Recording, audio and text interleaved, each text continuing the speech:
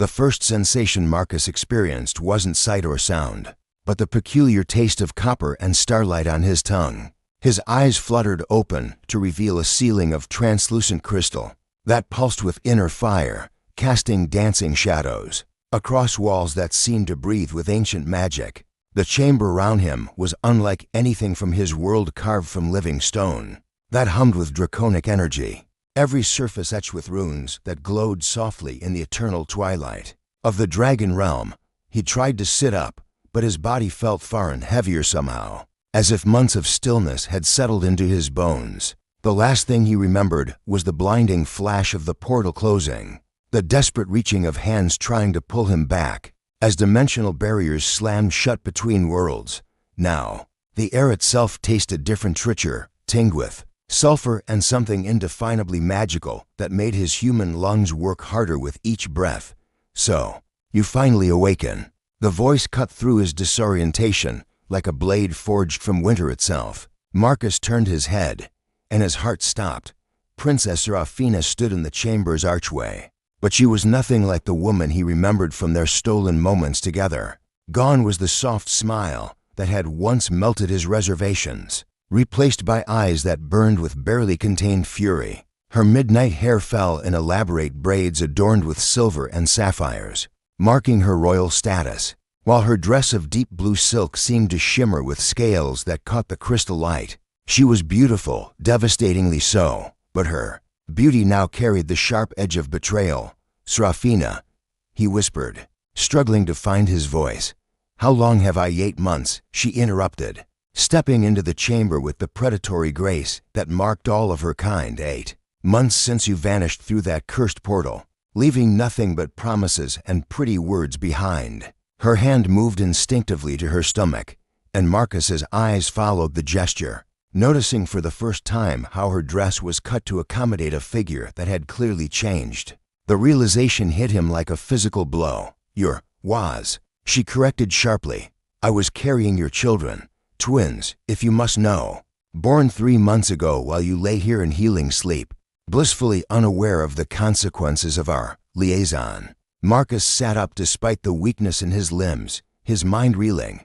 Children. He had children in this realm, born of a love affair that had begun as diplomatic necessity and evolved into something that had nearly torn apart both their worlds. The memory rushed back, now secret meetings in moonlit gardens, stolen kisses behind tapestries, the growing connection between a human ambassador and a dragon princess that had defied every law of both their peoples. "Where are they?" he asked, his voice barely audible. "Safe," Serafina replied, though her tone suggested that safety was a relative concept in the dragon court. "No thanks to their absent father." She moved closer, and he could see the exhaustion beneath her anger, the weight of months spent defending children whose very existence challenged the natural order. An elderly figure appeared in the doorway, Counselor Eldrick, whose lined face bore the wisdom of centuries and the burden of keeping dragons and humans from each other's throats. His silver beard was longer than Marcus remembered, and his eyes held a sadness that spoke of difficult times. "Prince Marcus," Eldrick said formally, using the honorary title that had been bestowed upon him during his previous diplomatic mission.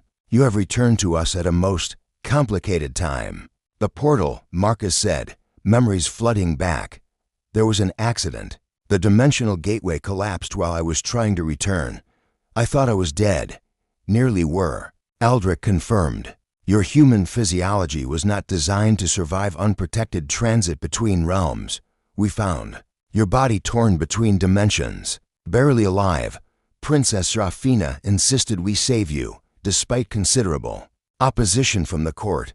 Serafina's jaw tightened. Many questioned why we should preserve the life of a human who had already brought shame upon the royal bloodline.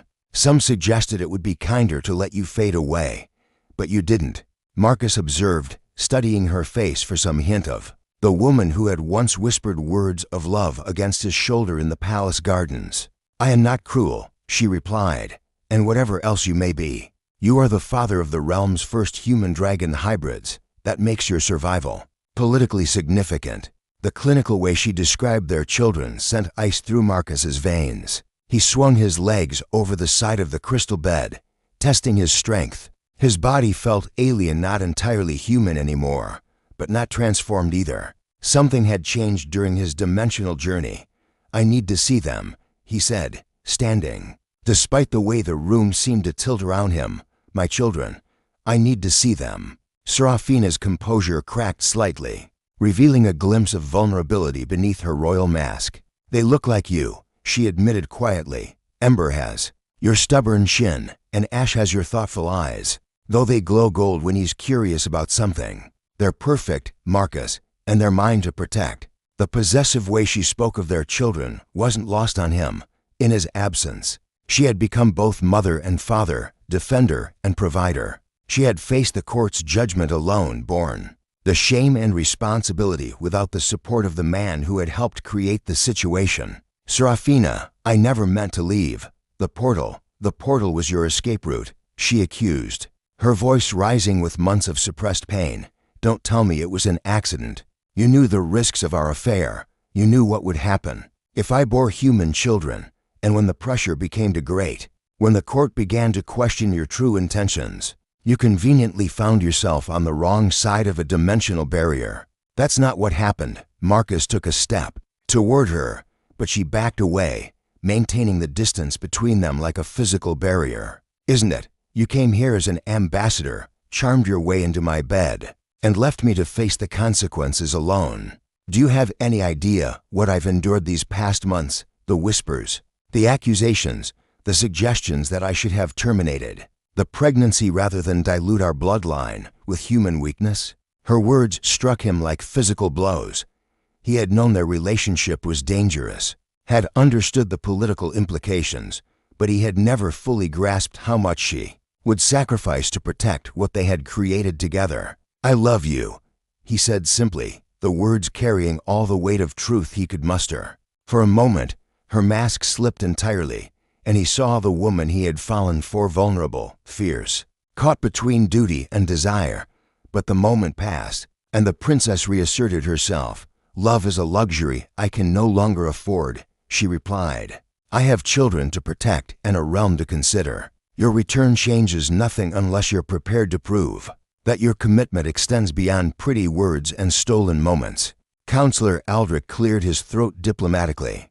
"Perhaps we should allow Prince Marcus time to recover before discussing such weighty matters. The dimensional crossing has taken its toll, and there are preparations to be made before he can be formally presented to the court." "What preparations?" Marcus asked, though he suspected he didn't want to know the answer. Serafina's smile was sharp as dragon teeth. "If you wish to claim your children, if you wish to remain in this realm, you must prove yourself worthy according to our laws. You must undergo the trials of acceptance, face the challenges that will determine whether a human can truly belong among dragons. And if I fail, then you return to your world, and my children grow up knowing their father chose his own safety over their future." Her eyes blazed with inner fire. "The choice, as always, is yours, Marcus. But this time, there will be no portals to hide behind, no diplomatic immunity to protect you. This time, you face the consequences of what we created together." As she turned to leave, Marcus caught a glimpse of the woman he had loved beneath the armor of royal responsibility. In 8 months, she had become someone harder, stronger, more dangerous, a mother dragon protecting her young. The question that remained was whether the human man who had stolen her heart still existed beneath his own layers of guilt and confusion, and whether their love could survive the trials that lay ahead. The crystal chamber fell silent except for the eternal humming of dragon magic in the stone, and Marcus realized that his real journey was just beginning. The nursery was nothing like Marcus had imagined. Instead of the sterile chambers he remembered from human facilities, this was a living space carved from the heart of an ancient tree, whose roots had somehow grown through solid stone. Bioluminescent flowers provided gentle light, their petals opening and closing in rhythm with tiny heartbeats. The air hummed with protective enchantments so powerful that Marcus felt them tingling against his skin as he approached. Serafina stood beside two crystalline cradles, her posture rigid with the tension of a mother constantly ready to defend her young. They sleep most deeply during the afternoon, she said without looking at him. Dragon children require more rest than human infants. Their bodies are developing abilities your kind cannot comprehend. Marcus approached slowly, each step feeling like a monumental decision. In the first cradle lay a baby girl with skin that seemed to shimmer between pale human flesh and the faintest suggestion of scales. Her hair was dark like Seraphina's, but when she stirred in her sleep, Marcus caught a glimpse of eyes that were unmistakably his own shade of deep brown, ember. Seraphina had called her Dot in the second cradle. A boy slept with one tiny fist pressed against his cheek. Ash bore more obvious signs of his mixed heritage. His fingernails had the slight elongation that would eventually become claws, and when he yawned, Marcus saw the hint of developing canine teeth that would one day be fangs. Yet his facial features were distinctly human, carrying the stubborn jawline that had been passed down through Marcus's family for generations. "They're beautiful," Marcus whispered, afraid that speaking too loudly might break the spell of this moment. "They're complicated," Seraphina corrected. Ember's body temperature fluctuates wildly, too hot for human comfort, too cool for dragon standards. Ash tries to breathe fire when he's frustrated, but his human lungs aren't developed enough yet, so he just makes himself sick. "They exist between worlds, Marcus, just as their father did." The accusation in her voice was clear, but Marcus found himself too overwhelmed by the sight of his children to respond defensively. "Can I touch them?" Seraphina's laugh was bitter. "They are your blood. I cannot stop you from claiming what is yours by right of creation." Marcus reached toward Ember's cradle, but stopped as footsteps echoed in the corridor beyond. Heavy, deliberate steps that made the very stones tremble with their approach. Seraphina immediately moved to place herself between the cradles and the doorway, her hand instinctively going to the ceremonial dagger at her belt. Queen Valdris entered the nursery like a force of nature contained in humanoid form. Even in her human shape, she stood nearly 7 feet tall, her silver hair braided with threads of actual silver that caught the light like molten metal. Her eyes were the pale gold of ancient coins, and when she looked at Marcus, he felt the weight of centuries pressing down upon him. "So," the Dragon Queen said, her voice carrying harmonics that made the air itself vibrate, "the wayward father finally awakens to survey his handiwork." Marcus inclined his head respectfully, remembering the protocols Counselor Aldrich had drilled into him during his first diplomatic mission. "Your Majesty, I am grateful for the care you have shown my children in my absence." "Your children?"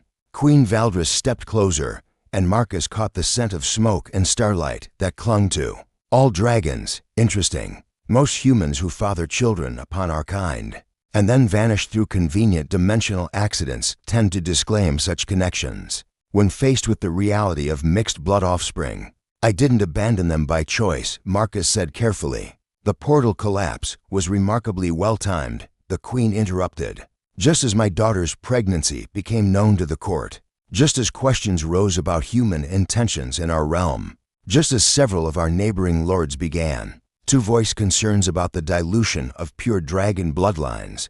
Seraphina tensed beside him. "Mother, we've discussed this. Marcus was injured. Marcus was convenient." Queen Valdris continued, her gaze never leaving his face.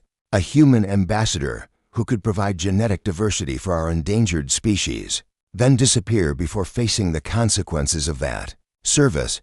Some of my advisors believe this was planned from the beginning." The accusation hung in the air like poison gas. Marcus felt his temper rising, but forced himself to remain calm. Losing control now would only confirm their worst suspicions about human reliability.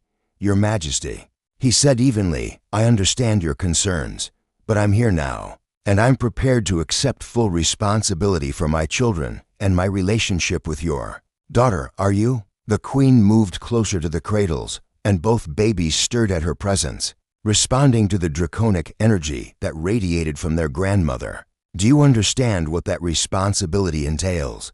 These children will never be fully accepted by either of our peoples. They will be too human for dragon society, too dragon for human acceptance. They will spend their lives caught between worlds, belonging fully to neither." Marcus watched as Ember opened her eyes at the sound of her grandmother's voice, the baby's gaze fixed on him with an intensity that seemed impossible for such a young child, and for a moment, he could have sworn he saw flecks of gold beginning to appear in her brown irises. "Then I'll make sure they know they belong with us," he said quietly. "With their family." "Family?" Queen Valdris's laugh was like the sound of distant thunder. "You speak of family while knowing nothing of the sacrifices required to maintain one. Serafina has endured months of political pressure, social ostracism, and physical challenges that would have broken a lesser woman. She has defended your children against those who would see them destroyed, fought for their right to exist when it would have been easier to let them fade away. What have you sacrificed, human? What have you risked?"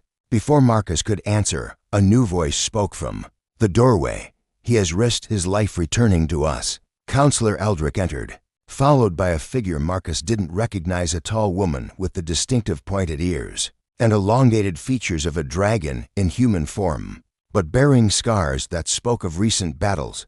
Her clothes were travel-stained, and she carried the exhaustion that came from urgent journeys. "Report," Queen Valdris commanded. "Your Majesty," the messenger said, bowing deeply.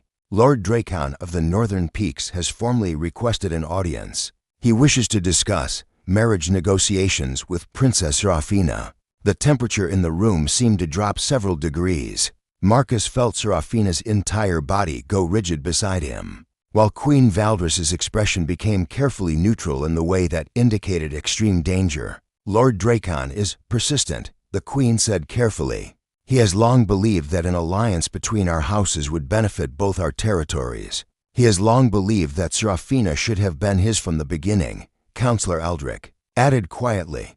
"The birth of half-human children has only reinforced his position that she requires guidance in choosing appropriate mates." Marcus felt something dark and possessive rise in his chest, an emotion more intense than anything he had experienced in his previous life. "And what does Princess Serafina believe?" "What I believe has become secondary to political necessities," Serafina said, her voice carefully controlled. "Lord Dracon commands significant military resources. His support could stabilize our borders and provide protection for—" She glanced at the cradles, "for those who might be seen as vulnerabilities. Your children are not vulnerabilities," Marcus said firmly. "They're miracles." Queen Valdris studied him with those ancient golden eyes. "Pretty words, human. But Lord Dracon offers armies, trade agreements, and pure-blooded heirs who would face no questions about their legitimacy. What do you offer? Besides genetic material and romantic sentiment?" The question hung in the air like a challenge. Marcus looked at his sleeping children, at Serafina's carefully guarded expression, at the Queen's expectant face. Everything he had been in his previous life, diplomat, negotiator, representative of human interests, seemed suddenly inadequate. "I offer myself," he said finally, "completely and without reservation. If there are trials to be faced, I'll face them. If there are challenges to overcome, I'll overcome them. If there are enemies to fight, I'll fight them, not as a human trying to survive in dragon society, but as a father protecting his family for the first time since his awakening." Serafina looked directly at him, really looked, and he saw something flicker in her eyes that might have been hope. Queen Valdris nodded slowly. "Very well, you will have your chance to prove those words. But understand this, Marcus of the human realm, if you fail, if you prove unable to protect what you have claimed, then other arrangements will be made. Serafina and her children deserve stability, even if it comes from a source other than their biological father." As the Queen swept from the nursery, followed by her messenger and the counselor, Marcus was left alone with Serafina and their children. The silence stretched between them, filled with 8 months of separation and a future full of uncertain challenges. "Lord Dracon," Marcus said finally, "is powerful, wealthy, and completely ruthless." Serafina confirmed. "He has wanted me since we were children, and he sees your return as an insult to his claim." "His claim?" Serafina's smile was sharp. "Dragons are possessive creatures, Marcus. We do not share what we consider ours, and we do not forgive those who take what we desire." Marcus looked down at Ember, who had managed to work one tiny fist free of her. Swaddling, her fingers were perfect miniatures of human hands, but with the slight elongation that hinted at the claws they would eventually become. Then he should prepare to be disappointed, Marcus said quietly, because I'm not going anywhere. The arena of judgment rose from the mountainside like a crown of crystallized fire, its walls carved from volcanic glass that had been shaped by dragon breath over millennia. Marcus stood at its center, the morning sun casting rainbow patterns through the translucent barriers that surrounded him. Every seat in the amphitheater was filled with dragons in human form, their eyes glowing with anticipation and varying degrees of hostility. 3 days had passed since Queen Valdris had formally announced the trials. 3 days of preparation, meditation, and saying what might be final goodbyes to children who barely knew him.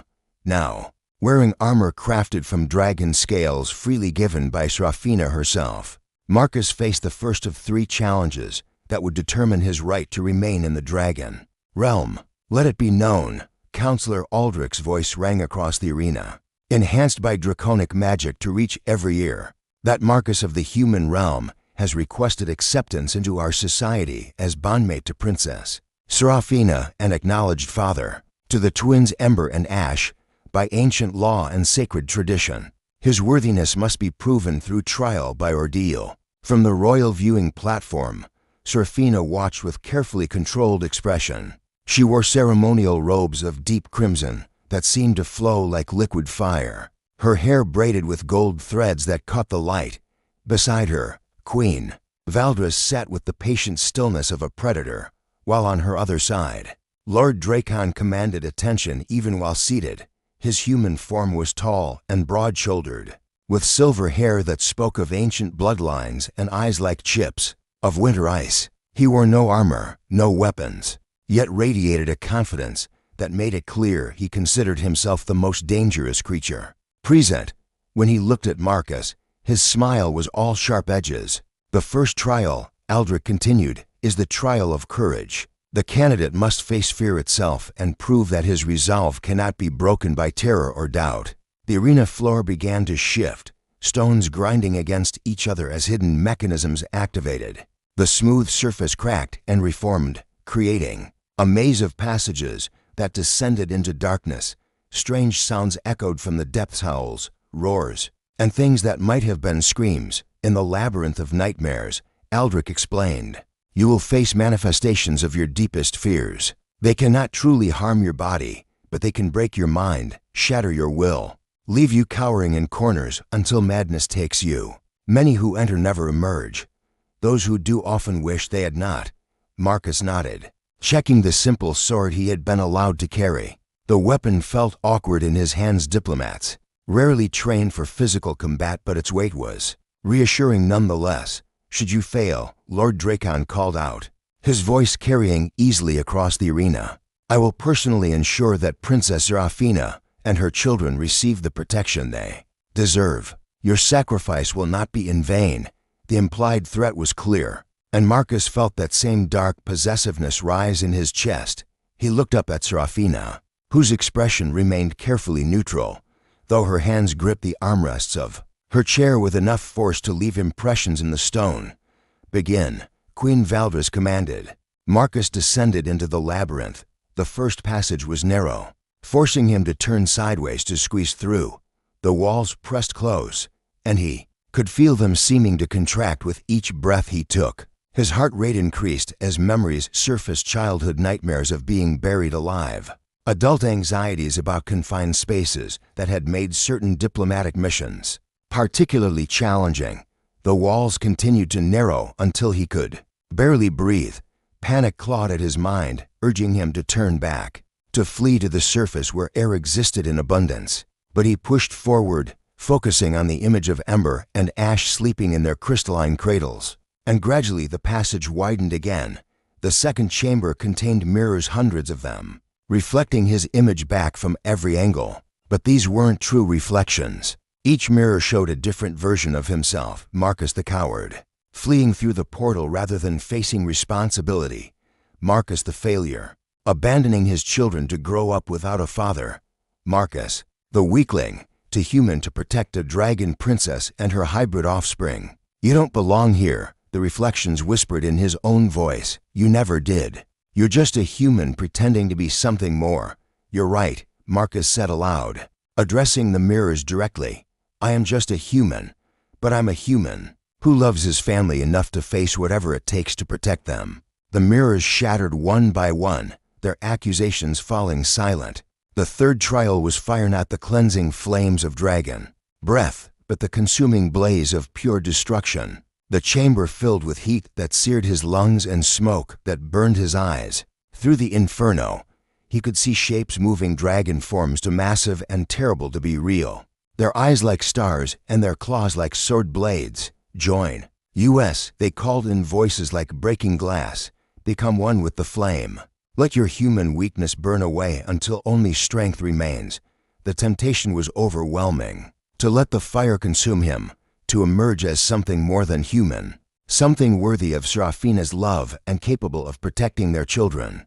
But he remembered Queen Valdris's words about acceptance, about belonging to neither world fully. I am what I am, he said, walking through the flames despite the agony, human, flawed, but here by choice. My weakness is also my strength. It drives me to be better than what I was born to be. The fire parted before him, and he emerged into sunlight. The arena erupted in surprised murmurs as Marcus climbed from the labyrinth. His armor blackened but intact, his eyes clear despite the ordeal he had endured. He had expected to feel triumphant, but instead felt only a quiet satisfaction. The first challenge was complete, but two more remained. Impressive, Lord Dracon called out, rising from his seat. For a human, but courage alone does not make one worthy of a dragon princess. Perhaps we should test other qualities? Before anyone could respond, Dracon leaped from the viewing platform, his form shifting mid-air into something that made the assembled dragons gasp in recognition. His true shape was magnificent, and terrible scales like polished silver, wings that blotted out the sun, and eyes that burned with cold fire. He landed in the arena with enough force to crack the volcanic glass beneath his claws.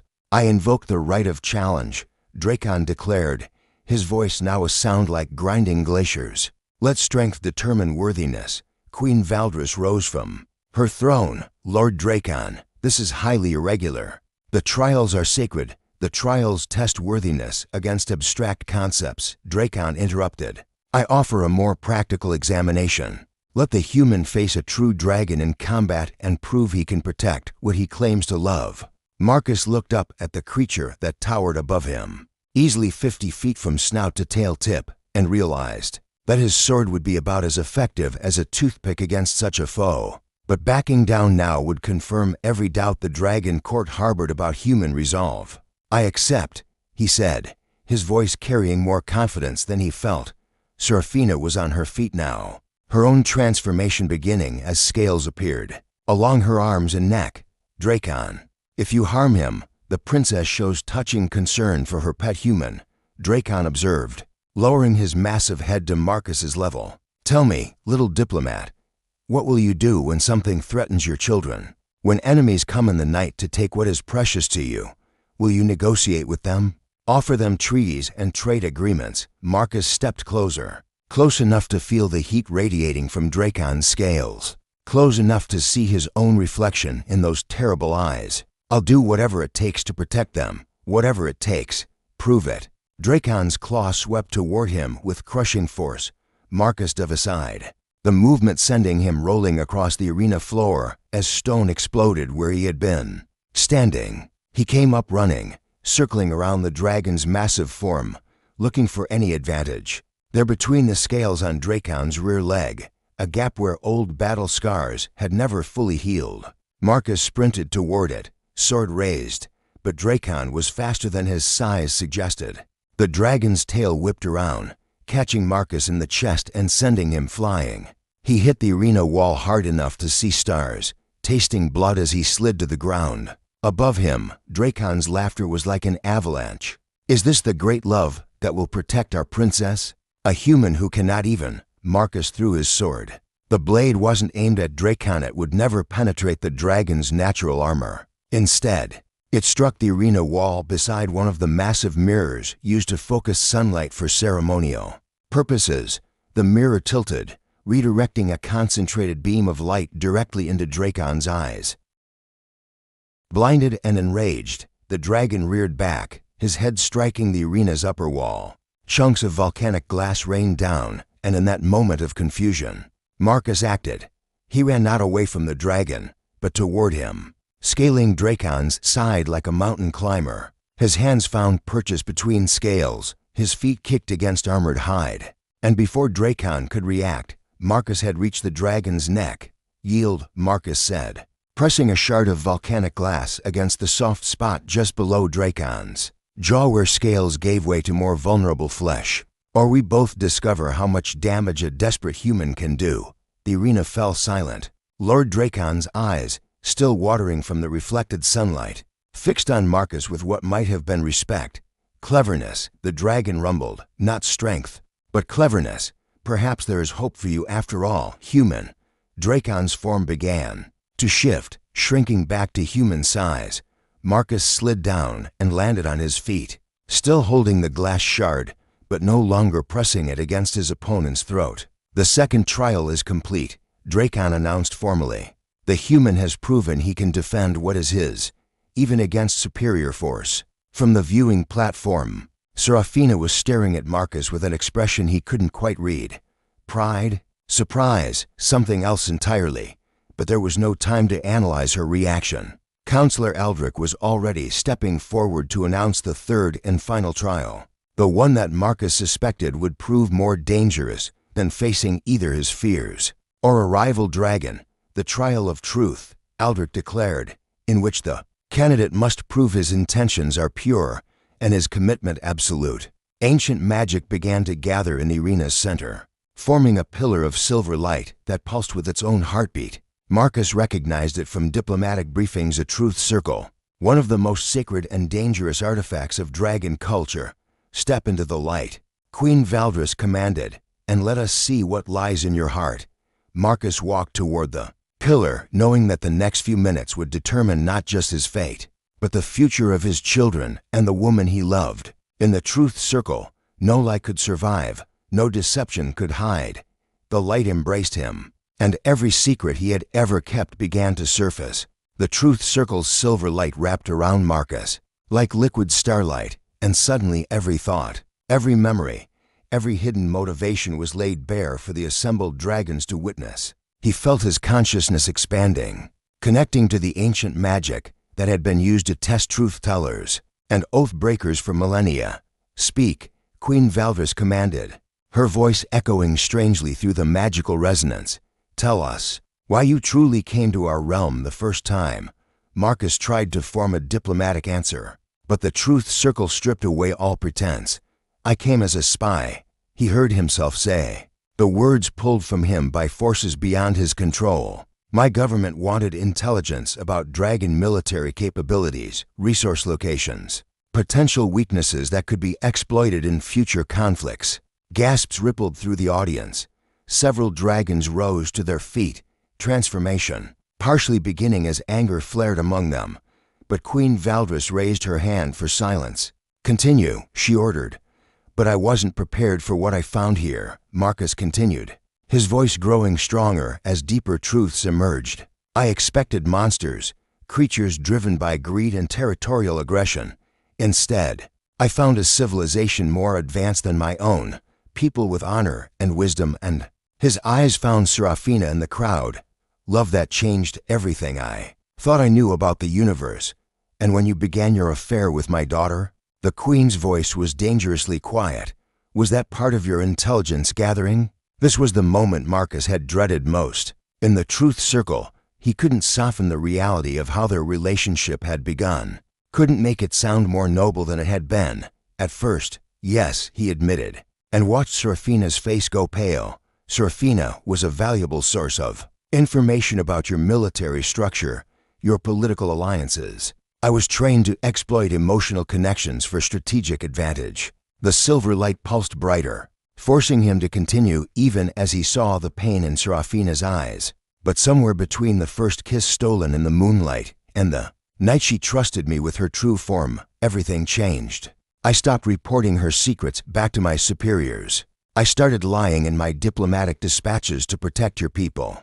By the time she told me she was carrying my children, I was no longer working for human interests, I was working against them. And the portal, Queen Valdris pressed. The convenient accident that removed you from our realm just as your treachery might have been discovered wasn't an accident, Marcus said, the words tearing from his throat like physical wounds.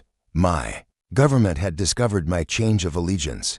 They were sending a kill team to eliminate me and cover up the intelligence breach. The portal collapse was a desperate escape attempt that went wrong. He could see the shock on faces throughout the arena, could feel the weight of their judgment pressing down upon him. But the truth circle wasn't finished with him yet. The kill team, Queen Valdris said, and Marcus realized with growing horror that she somehow already knew what he was about to reveal. Tell us about the kill team. They're still coming, Marcus whispered. Then louder as the magic compelled full disclosure, 3 days behind me, maybe 4. My escape attempt damaged the dimensional barriers, but it also created a trail they can follow. 100 human soldiers with weapons designed specifically to kill dragons, led by someone who knows this realm's weaknesses because I gave him that information. In my early reports, the arena erupted. Dragons roared their fury, some beginning to shift into their true forms. But above the chaos, one voice cut through like a blade. Marcus. Serafina's voice was barely audible, but somehow he heard it clearly through their connection. When he looked at her, he saw not anger but desperate hope in the circle. Tell me true, do you love me? Not the intelligence asset, not the political alliance, but me. The truth circle flared, and Marcus felt every defense, every carefully constructed wall around his heart crumble away. More than my own life, he said, his voice carrying to every corner of the arena. More than my own world. More than anything I ever thought possible. You and our children are my whole universe. Now, then prove it, she said, rising from her throne. Help us prepare for what's coming. Queen Valdris gestured, and the truth circle dissipated, leaving Marcus swaying on his feet as the magical compulsion faded. The arena had fallen silent. Again. But it was the silence of predators, preparing for battle rather than judgment. How long do we have? The queen asked, all trace of ceremony gone from her voice. 6 hours, maybe 8. Marcus replied, his mind already shifting to tactical analysis. My former handler, Captain Thorn, is leading them. He's good to good. He'll have studied every report I ever filed about your defenses. And what did those reports contain? This from Lord Drakon, who had remained in human form, but whose eyes now burned with anticipation rather than rivalry. Marcus closed his eyes, hating himself for the betrayals he was about to reveal. Patrol patterns, shift changes, the locations of your primary military installations, the fact that your young can't transform until adolescence, making them vulnerable, the chemical composition of your fire breath and how to neutralize it. Bastard, someone snarled from the crowd, but Queen Valdris silenced them with a look. What else? She demanded. Portal anchor points, Marcus continued. Places where they can establish dimensional gateways for bringing in reinforcements and supplies. They'll try to take and hold the crystalline caves on the eastern ridge from there. They can rain down suppressing fire on the whole valley while calling in additional troops. Counselor Aldrich stepped forward, his aged face grim. You've given them everything they need to destroy us. Yes, Marcus admitted, but I also know their tactics, their equipment, their weaknesses. Thorn is brilliant, but he's also predictable. He'll follow standard human military doctrine because it's what he knows best. And you know something better? Lord Drakon asked, genuine curiosity in his voice. Marcus looked around the arena at the assembled dragon's warriors who could fly, breathe fire, and shift between forms at will. I know dragon capabilities that weren't in those reports. Things I learned after I stopped being a spy and started being family. The queen studied him for a long moment. Very well. You have ours to convince us that your knowledge can save what your betrayal endangered. Fail, and you'll face Captain Thorn's justice as well as ours. The next few hours passed in a blur of desperate preparation. Marcus found himself at the center of a war council unlike anything from his military experience, planning defensive strategies that incorporated aerial combat, shape-shifting infiltration tactics, and the unique advantages of a species that could literally rain fire from the sky. They'll establish a perimeter here, he said, pointing to spots on a three-dimensional map conjured from dragon magic. Standard human doctrine: control the high ground, establish overlapping fields of fire, cut off escape routes, but they're thinking in terms of ground-based enemies. While we can attack from above, Serafina observed. She had changed into battle armor that seemed to flow like liquid metal, adapting to accommodate her partial transformations. Exactly, but Thorn will expect that. He'll have surface-to-air missiles, probably sonic disruptors tuned to interfere with your flight patterns. The direct approach will get dragons killed. Then what do you suggest?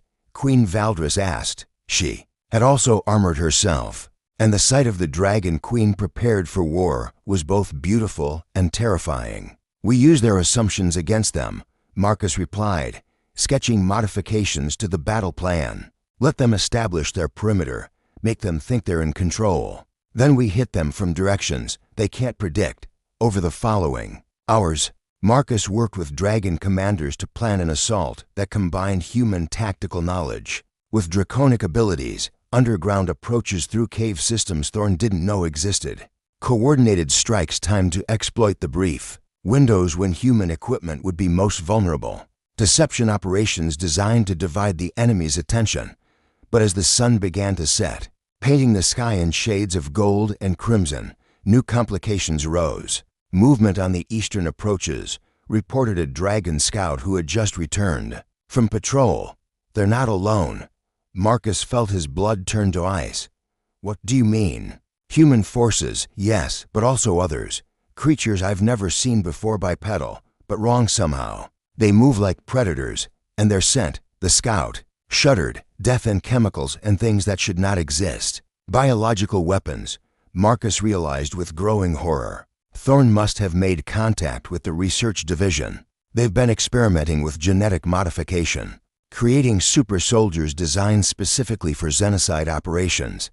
The War Council fell silent as the implications sank in. They weren't just facing human soldiers anymore, they were facing creatures purpose-built to hunt and kill dragons. How many? Queen Valdris asked. 50 humans, maybe 20 of the others, the scout reported. And our forces, 200 adult dragons, half that many juveniles who can fight but not fly. 300 civilians including the hatchlings.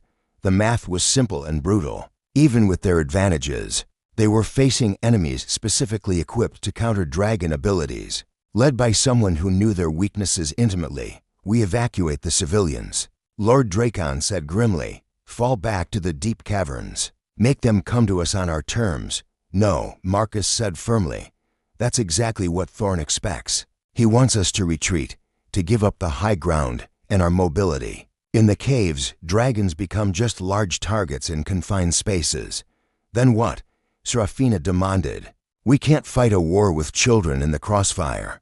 Marcus looked around the table at the faces of beings who had become his family, his people. Despite the circumstances that had brought them together, in 8 hours, Captain Thorn would arrive with forces designed to commit genocide. In 8 hours, everything Marcus had come to love would be put to the ultimate test. We don't fight a war, he said quietly. We fight a revolution. As he began to outline his plan, Marcus saw understanding dawn on their faces. It was desperate, dangerous, and required perfect timing. But it was also the kind of asymmetric warfare that humans had never learned to counter, because they had never faced an enemy quite like this before. The real battle was about to begin. The attack came at dawn, just as Marcus had predicted. Captain Thorn's forces struck the outer perimeter of the dragon settlement, with precision born of careful planning and intimate knowledge of their target's weaknesses. Sonic disruptors howled across the valley, their frequencies designed to ground-flying dragons and disrupt their natural magical abilities. Energy weapons carved burning paths through the early morning mist, while genetically modified soldiers' things that had once been human moved with inhuman speed and coordination through the defensive lines, but the perimeter they struck was empty. Something's wrong, Captain Thorn muttered into his communication device, surveying the abandoned guard posts through his tactical visor. He was a tall man with silver-streaked hair and scars that spoke of a dozen classified operations, his face bearing the cold calculation that had made him one of humanity's most effective xenocide specialists. Intelligence indicated heavy defensive positions here. Maybe they fled, suggested Lieutenant Rivera, his second-in-command. Cut their losses and ran deeper into the mountains. Thorne shook his head, studying the settlement below through advanced optics. Not their style. Dragons don't abandon territory easily, and they sure as hell don't abandon their young. His eyes narrowed as he spotted movement in the central plaza. Their movement near the great tree. Looks like civilian evacuation in progress. What he was seeing was exactly what Marcus had planned for him to see. Carefully orchestrated activity, designed to suggest a panicked retreat in progress. Dragons moved back and forth carrying bundles and supplies, their body language radiating the kind of desperate haste that would convince human observers they had achieved tactical surprise. Move to Phase 2, Thorne ordered. Aerial units, establish fire superiority. Ground forces, advance on the settlement. Remember, no prisoners, no survivors. This is a cleansing operation. The human aircraft rose from concealed positions, their engines screaming as they prepared to rain death upon the dragon settlement. But as they reached optimal firing altitude, the mountain itself seemed to come alive. Dragons erupted from caves and crevices throughout the cliff faces, not in the predictable attack patterns Thorne had planned to counter, but in a coordinated emergence that had been rehearsed for hours. They didn't fly directly at the aircraft as human doctrine expected. Instead, they used the mountain's thermal updrafts and magnetic fields to mask their approach, coming at the human forces from angles that their targeting systems weren't designed to track. Evasive maneuvers. Thorne barked into his comm as dragon fire began to rain down on his aerial units. But the sonic disruptors that should have grounded the dragons were having minimal effect. The creatures were staying to high, using hit-and-run tactics instead of sustained flight. On the ground, Thorne's genetically modified soldiers advanced toward the settlement, their enhanced senses tracking for threats. What they found instead were traps more sophisticated than human military doctrine had prepared them for, not simple explosives or pitfalls, but environmental hazards that turned the dragons' intimate knowledge of their territory into weapons, patches of ground that looked solid but were actually hollowed out by careful fire shaping, creating sinkholes that could swallow entire squads. Plants that had been encouraged to grow in specific patterns, their roots forming nets that would entangle fast-moving enemies. Most insidiously, naturally occurring gases from the volcanic vents that had been redirected through hidden channels to create invisible clouds of paralytic vapor. Sir, we're losing contact with advanced teams 3 and 7, Rivera reported, her voice tight with concern, and the bioweapons responding as programmed. But the terrain is working against them. They were designed for urban environments and controlled battlefields.